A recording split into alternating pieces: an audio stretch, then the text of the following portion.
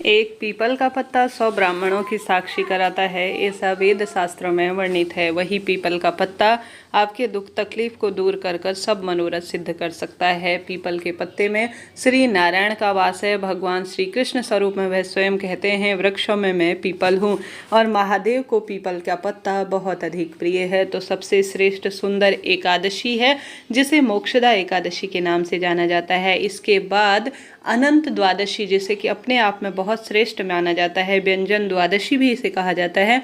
तो द्वादशी को भी आप कर सकते हैं। त्रयोदशी अर्थात मेरे भोले बाबा को समर्पित प्रदोष का व्रत। तो इन 3-4 तिथियों में जब भी आपको समय मिले या लगातार भी आप अपने जीवन में रोग दोष कष्ट संकट पीड़ा से मुक्ति कर कर पितृदोष बाधा को दूर कर कर सभी देवी देवताओं की कृपा प्राप्त कर सकते हैं। मोक्षदा एकादशी, जैसे कि कथा में भी वर्णित है, यह मोक्ष देने वाली सबसे श्रेष्ठ एकादशी है। तो इस दिन अगर पीपल के पत्ते का सर्वश्रेष्ठ उपाय किया जाए तो भाग्य तो बदलता ही है। उपाय कैसे करना है, ध्यान से सुने और अंत तक बने रहे। सबसे पहले आप सभी को सुंदर स्वरूप में शहद या चंदन लेना है। चंदन और शहद मेरे सभी से देवी देवताओं को प्रिय है, आप जानते होंगे। तो या तो आप चंदन ले लीजिए या एक शहद में थोड़ा सा एक कटोरी में रख लीजिए।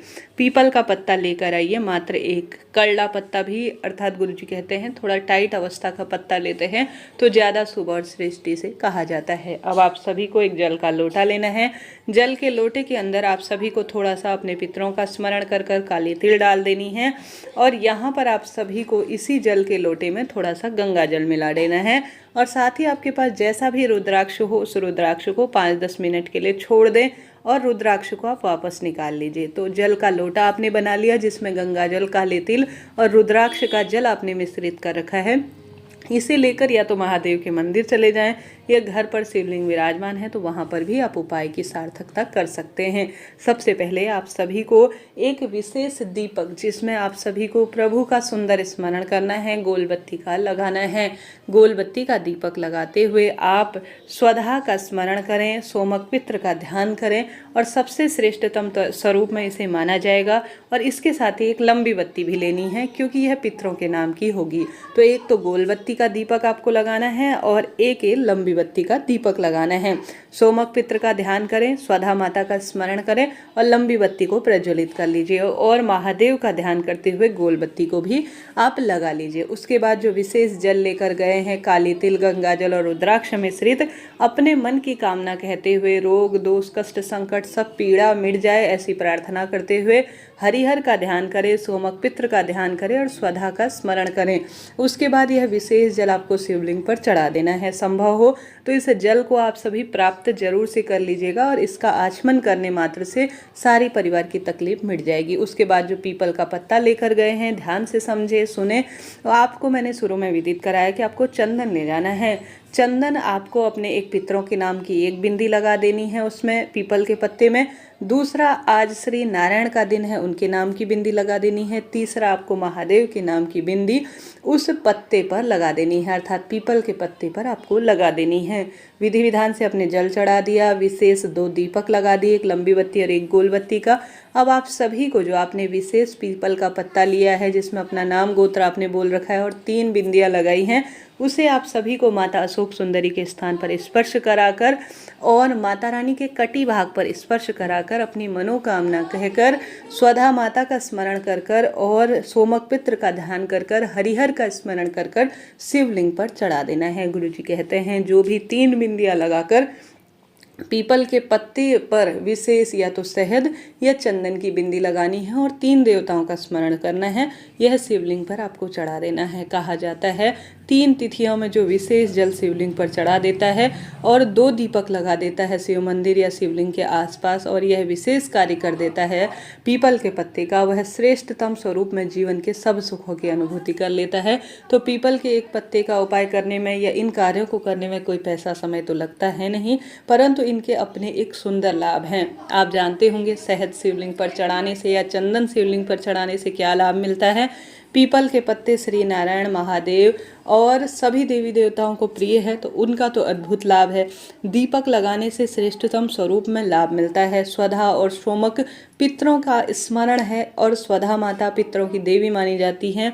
और काला तिल और गंगा जल और रुद्राक्ष तो अपने आप में पितरों से संबंध रखता है, आप सभी जानते होंगे। तो आपको श्रेष्ठतम स्वरूप में या तो यह मंदिर जाकर करना है या अपने घर पर रहकर भी आप कर सकते हैं, लाभ तो आपको मिलना ही है।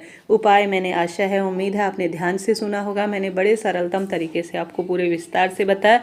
फिर भी कहीं पर कोई बात अटक जाए रह जाए तो कमेंट्स के द्वारा आप पूछ सकते हैं।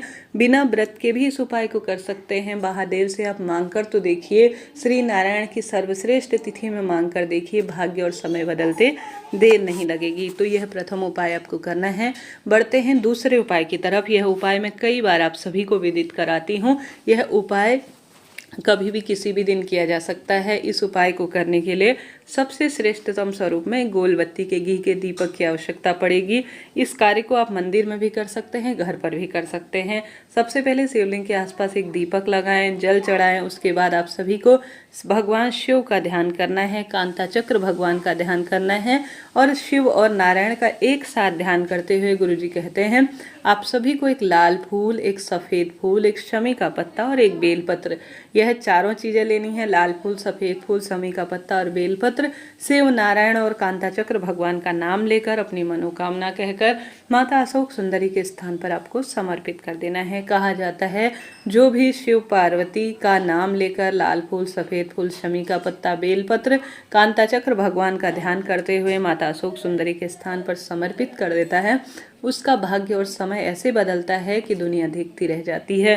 तो करके देखिएगा। एकादशी, द्वादशी, त्रयोदशी 3 सर्वश्रेष्ठ तिथियां हैं जिनमें कोई उपाय किया जाता है तो अद्भुत लाभ मिलता है। हार रहे हैं, दुख पा रहे हैं, कष्ट कर्ज में जीवन है तो पीपल के पत्ते का सर्वश्रेष्ठ उपाय आप कर सकते हैं। इसके साथ ही आपसे कोई उपाय नहीं बनता है, कोई कार्य आपसे नहीं बन पाता है, कोई दिक्कत नहीं। शिव मंदिर में जाएं, वहाँ पर जल का लोटा अपने घर से ले जाएं, स्वधा स्वधा स्वधा 3 बार बोलते हुए शिवलिंग पर जल चढ़ा दीजिए। भारी पितृदोष से जूझ रहे हैं तो आप सभी जो है शिवलिंग पर जल चढ़ाने के साथ ही स्वधा स्रोत का भी पाठ कर सकते हैं। ऐसा करने से पितृ प्रसन्न होते हैं और शारीरिक, मानसिक, आर्थिक परेशानियों से मुक्ति देते हैं। तो यह सरल सा कार्य बहुत श्रेष्ठतम स्वरूप में जीवन को उन्नत बनाने का कार्य करता है और आपको इस एकादशी के दिन करना चाहिए। इससे पहले मैंने तुलसी का उपाय भी बतलाया है, कृपया आप उसे भी देखिएगा। वह उपाय भी काफ़ी सरल है, उसके अनंत लाभ कहे गए हैं। एकादशी के दिन तुलसी का पूजन, पीपल का पूजन, आंवला, बड़, केले वृक्ष का पूजन बहुत सुखद अनुभूति देता है। तो यह कार्य करें। सुंदर गौ माता की सेवा करें। पितरों के निमित्त दान पुण्य तर्पण कर सकते हैं, बहुत लाभदायक माना जाता है। सर्दी चरम सीमा पर है, गर्म वस्तु का दान, काले तिल का दान भगवान ने आपको देने योग्य बना रखा है तो इन चीज़ों का दान करें। ओम नमो भगवते वासुदेवाय महामंत्र का जाप करते हैं तो भी श्रेष्ठतम स्वरूप में परिणाम देखे गए हैं। राधे राधे।